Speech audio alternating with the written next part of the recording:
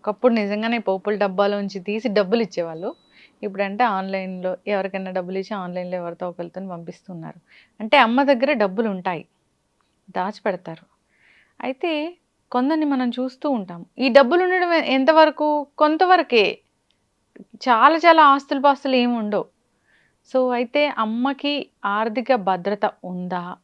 So, ప్రతి ఇల్లాలికి ఆర్థిక భద్రత అనేది అవసరమా? చాలామందిని చూస్తూ ఉంటాము. డబ్బులు అడుక్కోవాల్సిన పరిస్థితి వస్తూ ఉంటుంది. అది ఎందుకు? దీనిలో మార్పు రావాలంటే ఏం చేయాలి? మంచి మాట అన్నారు.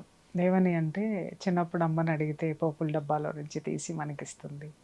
ఇప్పుడు కూడా ఏదైనా అవసరం ఉంది అంటే అమ్మ దాచుకున్న డబ్బులు అవును. మనకిచ్చేస్తుంది. అమ్మ ఏది తనకంటూ ఏది దాచుకోదు. ఆర్థిక భద్రత ఉండాలి అనేటటువంటి ఆలోచన రాదు. ఎంతసేపు ఏంటంటే, నేనింకా ఏమిస్తే ఈ కుటుంబంకి నేను సాటిస్ఫై చేసిందాన్ని అవుతాను. ఇంకా ఏం చేస్తే వీళ్ళు నన్ను చూసుకుంటారు.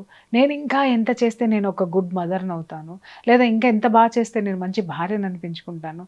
లేదా నేను ఇంకెంత సర్దుకుపోతే నేను ఒక మంచి కోడలిని అవుతాను. లేదా ఎవరితో మాట పడకుండా ఉంటాను అని ఎంతసేపు ఇవ్వడమే నేర్చుకొని ఉంటుంది.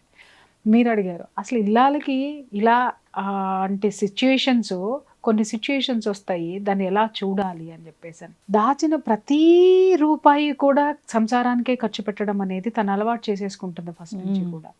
చివరికి కొన్ని పరిస్థితుల్లో ఏం జరుగుతుంది అనంటే అమ్మా, ఇప్పుడు అంతా బాగున్నప్పుడు పిల్లలు తన చివరి వరకు అవసాన దశ వరకు బాగా చూసేటటువంటి పిల్లలు ఉన్నారు అంటే వెల్ అండ్ గుడ్.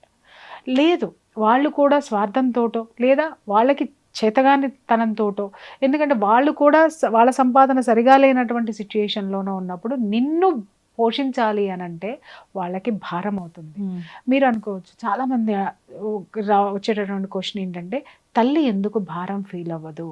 చూడండి, తల్లి బిడ్డలకి భారం అవుతది గానీ, బిడ్డలు చచ్చిపోయేంత వరకు తల్లికి భారం కారు. అంటే తల్లి మనస్సు అంత గొప్పది, అంత విశాలమైనది, అంత బరువును మోయగలిగేటటువంటి శక్తిని తనకి తానుగా ఆ శక్తిని తనలో ఇముడ్చుకుని ఉంటుంది.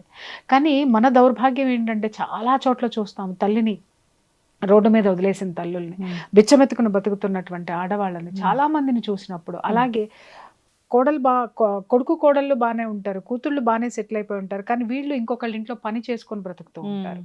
అంటే పని చెయ్యొద్దు అని నేను చెప్పను, వెల్ అండ్ గుడ్, చేయాలి. మనం బ్రతికున్నంత వరకు, మన కాలు చెయ్యి ఆడినంత వరకు మన సంపాదన మీదే మనం బ్రతకాలి. మన సంపాదనతోటే మనం ఉండాలి, ఎవరి మీద మనం ఆధారపడకూడదు.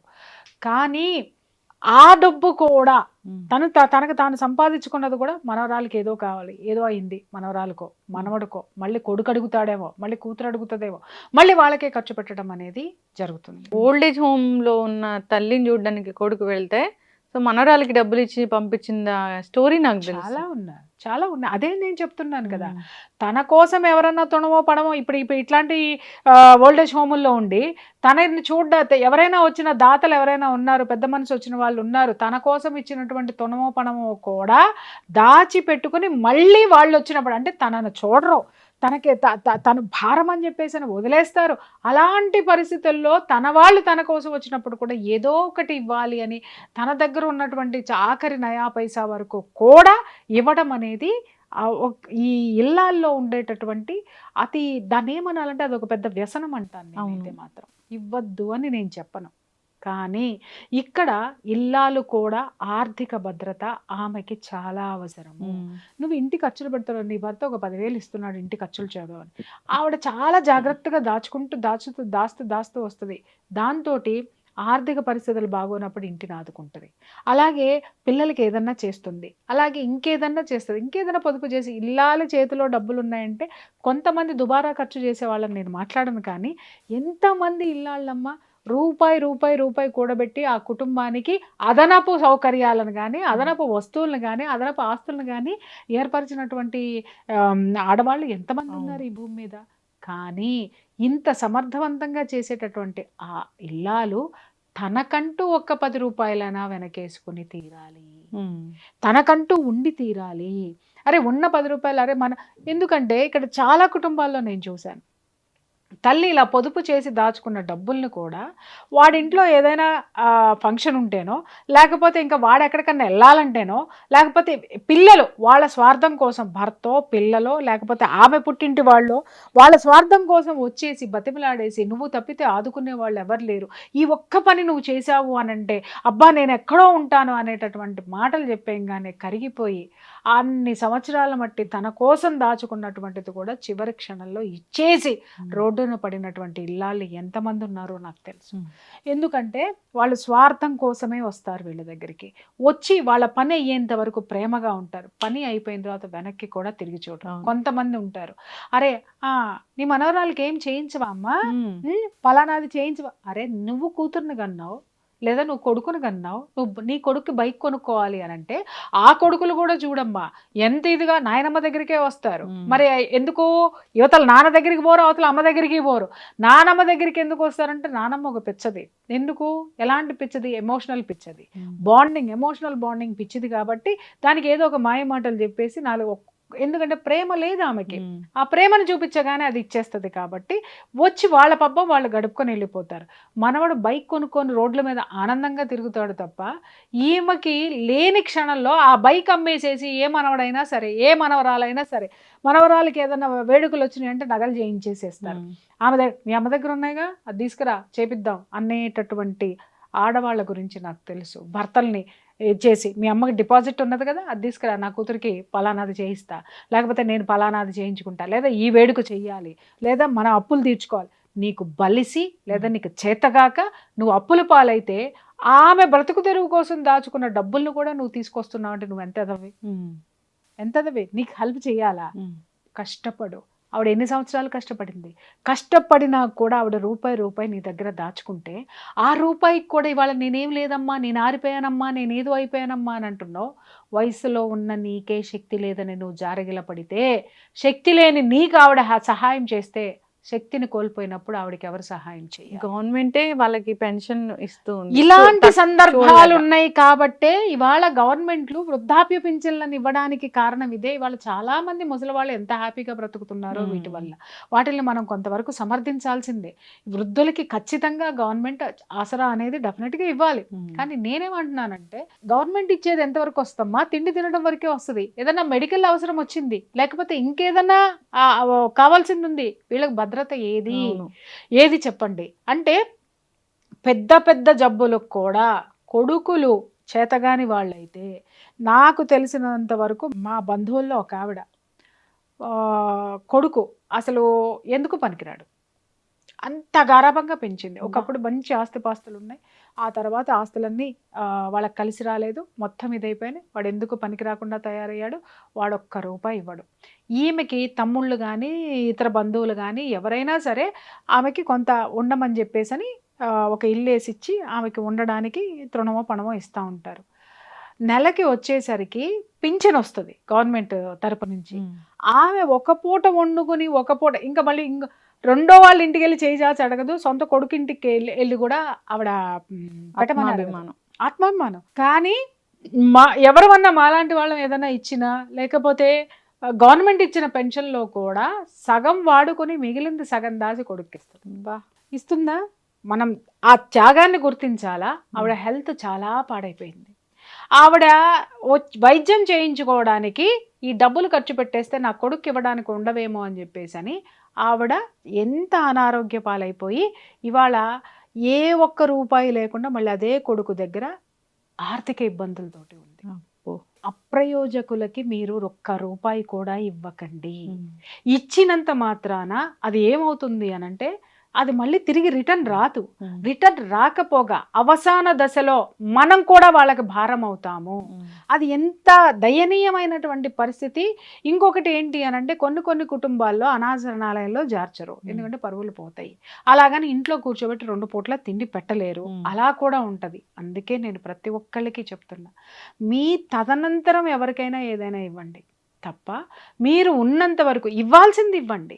కానీ మొత్తం మీకంటూ ఏమీ లేకుండా అంత త్యాగాలు చేయాల్సినటువంటి అవసరం లేనే లేదు. తల్లిదండ్రులు ఎవరైనా సరే ఒక 50 సంవత్సరాలు దాటిన తర్వాత మెల్లమెల్లగా వాళ్ళకంటూ ఒక ఆర్థిక పరమైనటువంటి వెసులుబాటు వాళ్ళకి ఉండాలి, భద్రత వాళ్ళకి ఉండాలి, వెనకేసుకోవడం అనేది ఉండాలి. కొంత వాళ్ళ కోసం దాచుకోవాలి, వైద్యానికి కానివ్వండి, లేకపోతే అవసాన దశలో కానివ్వండి, దేనికైనా సరే అక్కడికి వచ్చేంత వరకు కూడా వాళ్ళ కోసం వాళ్ళు పెట్టుకునే తీరాలి. సో ఈ స్థిరాస్తులు ఇలాంటివి ఉన్నా కానీ ముందే రాయించేసుకుంటూ ఉంటారు కొడుకులు, కూతుర్లు అయినా సరే అవును, చాలా తెలివిగా. అవును. వన్స్ అవి చేతికి వచ్చాక అస్సలు చూడరు. ఈ స్వార్థంతో కూడినటువంటి పిల్లలమ్మ, చెప్తున్నాను కదా, ఆ స్వార్థంతో కూడినటువంటి పిల్లలు ఉన్నప్పుడు ఎవరైతే తల్లిదండ్రులు బతికుండంగానే ఆస్తులు ఇవ్వమని, తల్లి బతికుండంగానే తల్లికి కూడా తెలియకుండా వాటాలు పంచుకునే ప్రబుద్ధులు కూడా కొంతమంది ఉన్నారు. వాళ్ళకి కానీ నిజం చెప్తున్నాను కదా, తల్లి అనేటటువంటి పేగుబంధంతో నువ్వు ఇంకా చేస్తూ కూర్చున్నావు అని అంటే చివరికి ఆ విశ్వం కూడా నిన్ను క్షమించదు. ఇంకా దారుణం ఏంటంటే క్షమించదు. అవసాన దశలో అయ్యో కొడుకులకి ఎంత చేసింది, భగవంతుడు ఆమెకి ఎందుకు ఇలా చేశాడు అని అంటే, భగవంతుడు నీకు లేకుండా పెట్టమని చెప్పాడా? భగవంతుడు నీకు ఇచ్చాడు, నీ కోసం ఇచ్చాడు. నువ్వు భగవంతుడిని కోరుకున్నావు కాబట్టి ఎన్ని పూజలు చేసిందో భగవంతుడికి. చివరిలో కొడుకులు చూడలేదు అని అంటే ఆ స్థితికి నువ్వు ఎందుకు వచ్చావు? కొడుకులో కూతుళ్ళో బంధువులో అసమర్థులైనప్పుడు అసమర్థులకి నీ యొక్క ఆస్తిపాస్తులు కానీ నీ యొక్క ధనాన్ని ఎందుకు ఖర్చు పెట్టావు? నీ సొమ్మును ఎందుకు ఇచ్చావు? ఎందుకు ఖర్చు పెట్టావు? దాని పర్యవసానం భగవంతుడు నీకు ఇచ్చాడు, నీ తీసుకెళ్ళి ఇంకొకరికి ఇచ్చిన తర్వాత ఎందుకు భగవంతుడు నిన్ను ఎందుకు చూడాలి?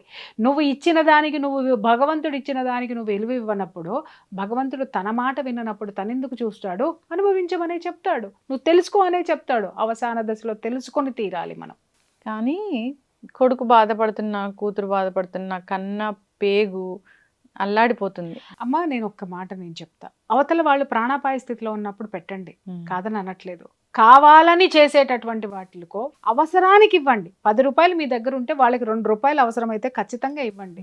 మళ్ళీ వాళ్ళ దగ్గర బాగున్నప్పుడు మళ్ళీ ఆ 2 రూపాయలు తెచ్చుకునే ప్రయత్నం చెయ్యండి. అందరూ ఇక్కడ నీకు సెంటిమెంటల్ లేవా అని మాట్లాడద్దు, ఎదవ మాటలు మాట్లాడకండి. రూపాయి దొరకని రోజున, రోడ్డు మీద పడిన రోజున కన్న కొడుకు కోడలు ఏం చేసినా లోపల కడుపులో ఆకలి ఎన్ని రోగాల్ని తీసుకొచ్చి పెడుతుందో, ఈ మంచాన పడిన రోజున ఎంతమందిని మీరు తిట్టుకుంటారు. అప్పుడు ఏ బంధాలు బంధుత్వాలు పనికిరావు, కేవలం కన్నీళ్లు మాత్రమే మిగిలేది, మంచంలో కూడా మిగిలేది. ఇలాంటి పిచ్చి మాటలు మాట్లాడద్దు. కన్న కడుపు, కన్ను పేగు, అరే నీది పేగు, నీ పేగు తెంచుని పుట్టిన వాడికి నువ్వు అనేటటువంటి గౌరవం లేని చోప్పుడు నువ్వు ఇవ్వడం ఎంతవరకు సమంజసము? అది మాట్లాడండి. కన్న పేగు తరుక్కుపోతుంది, బాధ ఖచ్చితంగా ఉంటుంది. కానీ నీ బాధను పట్టించుకోని వాడికి నువ్వు చేసి వ్యర్థము, చేసినా కూడా లాభం లేదు. లాభం లేనటువంటి వాడు కనీసం నీకు నువ్వు బ్రతుకు, నువ్వు ఇంకొకటి యదాన పడకుండా అనాథ ప్రత సంస్కారం చేయాల్సి వస్తుంది చివరికి నీ శవానికి కూడా. ఎందుకు? దాన్ని ఏమంటారు, పిచ్చి ప్రేమల్లో పడిపోయి, విలువలేనటువంటి ప్రేమల్లో కూరుకుపోయి, పిచ్చి బంధాల్లో పడిపోయి. పిచ్చి బంధాలంటే ఏమంటున్నాను, చక్కగా చూసేవాళ్ళని నేను అనట్లేదమ్మా.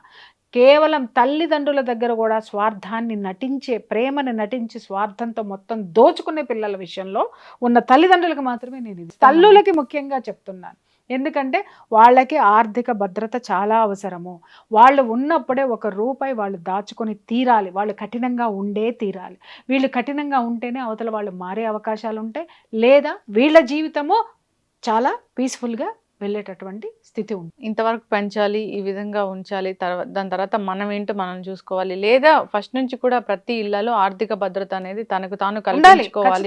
సో జాబ్ చేస్తూ కూడా చాలా మంది మొత్తం దారబోస్తూ ఉంటారు, భర్త దాన్ని మెయింటైన్ చేస్తూ. విషయం కూడా చెప్తున్నా, చాలా మంది గవర్నమెంట్ ఎంప్లాయీస్ రిటైర్డ్ అయిపోయిన తర్వాత వచ్చే పెన్షన్ డబ్బులను కూడా కొడుకో కోడలో వచ్చి ఏదో ఒకటి చెప్పి తీసుకుపోతారు, లేదా కొడుకు వచ్చి బలవంతంగా పెన్షన్ తీసుకుని పోతాడు. లేదు కొడుకు కోడలు ఇంట్లో ఉంది అనుకుందాం, పని మనిషి కంటే హీనంగా బతుకుతూ ఆ పెన్షన్ డబ్బులు అది కొడుకు దగ్గరికి ఇవ్వాలి.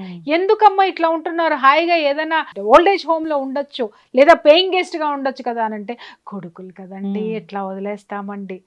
విలువలు లేని చోట నువ్వు బ్రతుకుతూ, బురదగుంట్లో బ్రతుకుతూ నువ్వు గబ్బొస్తుందని ఎట్లా మాట్లాడతావు? నీ మీద ఎందుకు జాలి చూపించాలి? అది బురదమ్మా బయటికి రామ్మా అని అంటే, బురద కదండి మా ఇంటి ముందు ఉన్నదే కదండి ఎట్రానండి అని అంటే, నీ ఇంటి ముందున్నా నీ ఇంట్లో ఉన్న బురదే, అది గబ్బే కొడుతుంది. ఆ గబురు వదిలించుకొని బయటకు వస్తే ఆరోగ్యవంతంగా ఉంటావు. అదే నేను చెప్తున్నాను. ఆ పిచ్చి సెంటిమెంట్లతోటి ఉండి మిమ్మల్ని మీరు నరకం పెట్టుకోవడం అనే దాన్ని భగవంతుడు కూడా హర్షించడు. Yes. తన్ను మాలిన ధర్మం మొదలు చెడ్డబేరం. ఫస్ట్ నిన్ను నువ్వు సంస్కరించుకో, నీకు నువ్వు భద్రతనిచ్చుకో, ఆ తర్వాతే ఎవరినైనా సరే చూడు. చక్కగా